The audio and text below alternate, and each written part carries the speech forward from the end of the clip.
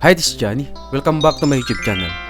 Ngayon guys, manong gustong i-share sa inyo about dito sa SSS kung paano natin i-enroll ang MWeller as disbursement account. So make sure lang guys na meron na tayong account dito sa my.sss. Kung wala pa tayong account dito sa my.sss, pwede nyo panoorin yung ating video tutorial. Ito siya guys, para mag-guide ko kayo.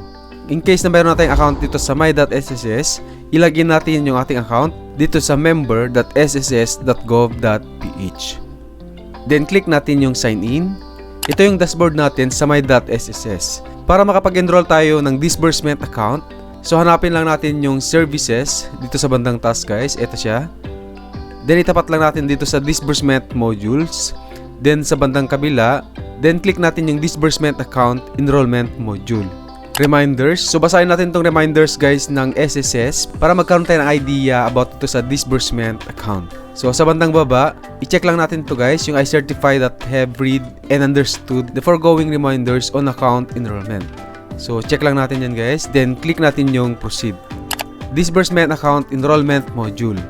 Click natin yung enrollment. Then since ang enroll natin guys yung MWeller as our disbursement account. So click natin yung e-wallet. Kung halimbawa may bank account kayo guys, so pwede natin i-enroll dito yung bank. Then piliin natin kung anong yung bank na i-enroll natin. So ito yung mga bank na pwede natin i-enroll dito para magkaroon ka idea.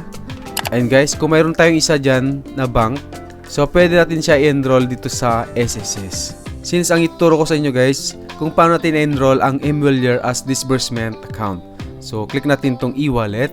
Note, e-wallet, RTC, or CPO accounts are currently not being used by SSS for loan disbursement. If you will file a salary or calamity loan application, please enroll a bank account for crediting of your loan proceeds. So hindi siya pwedeng gamitin as disbursement sa ating loan guys. So ito magagamit lang natin siya as disbursement sa ating benefits. For example, sa ating sickness benefits or maternity benefits at ibang mga benefits natin sa SSS. Then dito sa PesoNet participant name, then piliin natin yung DBP Cash Padala through MWeller. So actually guys, meron tayong pagpipilian dito, yung coins.ph, GCash, Lulu Financial Services Inc., then Maya Philippines Inc., Universal Storefront Services Corporation, then ZYBI Tech Inc. So piliin natin tong DB Cash Padala through MWeller. Then i-enter natin yung active mobile number natin, then confirm mobile number. Then dito sa attached supporting documents, so kailangan natin mag-upload dito ng ID card or identification documents. Upload a clear copy of your one valid government-issued identification card or documents. Kailangan guys, yung file format niya is JPEG or PDF. Hindi dapat lalagpas ng 3 MB.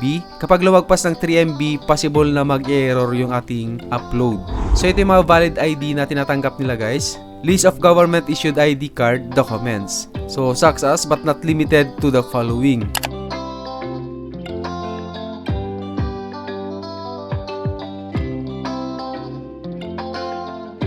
So ito guys yung mga list of government-issued ID card na tinatanggap nila. Then dito naman guys sa selfie photo, ang kailangan natin dito, upload your chest level selfie photo holding the following. Uploaded valid government issued identification card. So kung ano yung in-upload natin dito sa ID card, kailangan ito yung hawak natin na valid ID dito sa selfie. Uploaded photo must be colored and clear. So kailangan malinaw guys. Then readable yung ID na hawak natin. Ensure that your face and eyes are exposed. No face mask, eyeglasses, bandana, etc. Ensure that you are in proper attire. So kailangan maayos yung ating suot. So bawal po nakasando or nakaubad na selfie. Then yung file format na tinatanggap nila guys, yung JPEG saka PDF. So kailangan guys, yung size ng photo is hindi siya lalagpas sa 3 MB. Para makapag-upload tayo ng valid ID guys, so click lang natin tong browse file. Then once na nakapag-upload tayo guys, then makikita natin dito guys yung file na in-upload natin na valid ID natin. So once na nakita natin dito guys, punta tayo dito sa selfie photo para makapag-upload din tayo ng selfie photo. Ayan, then click natin yung browse. So ito guys, nandito na yung file name ng ating in-upload. Click lang natin itong I certify that the information and documents provided are true and correct. So check lang natin yan guys. Then click natin yung enroll.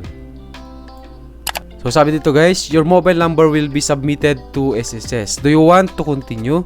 So click natin yung okay. Ayan, enrollment confirmation. You have successfully enrolled your bank account details, mobile number to SSS. Ito yung transaction number natin. So, screenshot lang natin guys para mayroon tayong references. So yun guys, antayin natin yung confirmation email from SSS kung ma-approve yung ating in-enroll na disbursement account. Kung hindi natin makita doon sa inbox ng ating email, so tingnan natin sa spam or junk folder. I hope na nakatulong yung video tutorial ko at sana nasundan ninyo. Kung bago lang kayo sa channel ko guys, please click the subscribe button and hit the notification bell para ma-update ka dun sa mga bagong videos na i-upload ko. Maraming salamat po and God bless. See you in the next video.